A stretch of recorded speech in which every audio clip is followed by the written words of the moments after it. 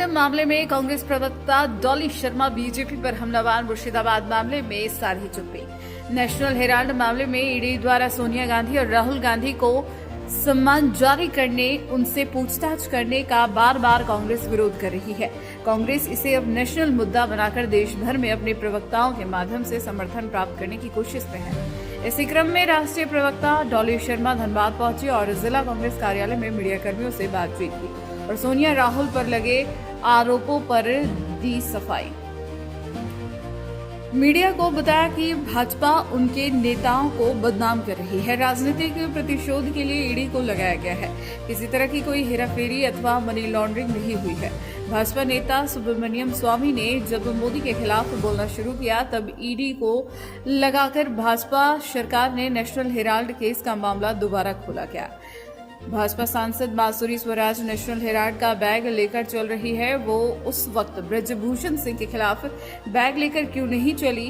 क्या भाजपा बलात्कारी बचाओ अभियान से जुड़ी थी? नेशनल हेराल्ड को मीडिया साथ दे, यह अपील डॉली शर्मा ने की है। स्वतंत्रता संग्राम के समय 1937 में यह अखबार शुरू की गई थी।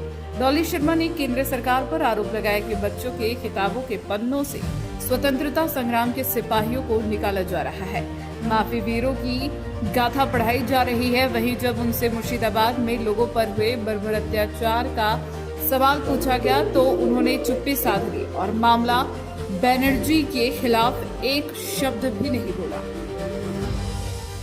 हमारे नेता राहुल गांधी कन्याकुमारी से कश्मीर तक पैदल चले, मणिपुर से मुंबई तक चले।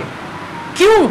इस देश के हर वर्ग की आवाज उठाने के लिए, इस देश के हर उस इंसान की आवाज को आवाज देने के लिए जिसके साथ अन्याय हो रहा था, चाहे अग्निवीर हो, चाहे किसान हो, चाहे महिलाएं और बच्चियां हो, चाहे कोई भी वर्ग हो।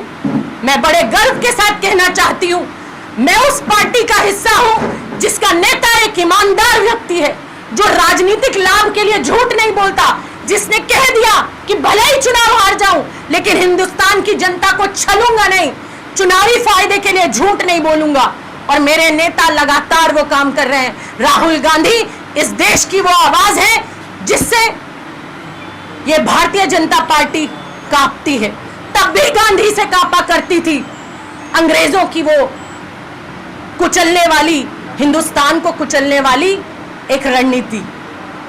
और आज भी अंग्रेजों के मुखबर गांधी से ही कांप रहे हैं। इसीलिए लगातार कभी राहुल गांधी पर, कभी सोनिया गांधी पर, कभी प्रियंका जी के परिवार पर रोज अनर्गल टिप्पणियां करते हैं, रोज ईडी और सीबीआई के मामलों में उन्हें फंसाते हैं। लेकिन मैं कह देना चाहती हूं, आप संपत्तियों का आरोप उस परिवार पर लगा रहे हैं जिस परिवार ने अपनी संपत्तियां इस देश को दे दी। पंडित जवाहरलाल नेहरू जी ने अपनी संपत्तियां इस देश को दे दी थी जब देश के पास पैसा नहीं था, जब सेना के पास बंदूक खरीदने का, लड़ने का इंतजाम नहीं था, तो इंदिरा गांधी जी ने अपने जेवर बेच दिए थे, उन्होंने अपने जेवर दे दिए थे। ये वो परिवार है, ये वो परिवार है जिसका इतिहास बलिदान का है, खून का है, स्वतंत्रता संग्राम की लड़ाई का है। ये परिवार डरने वाला नहीं है।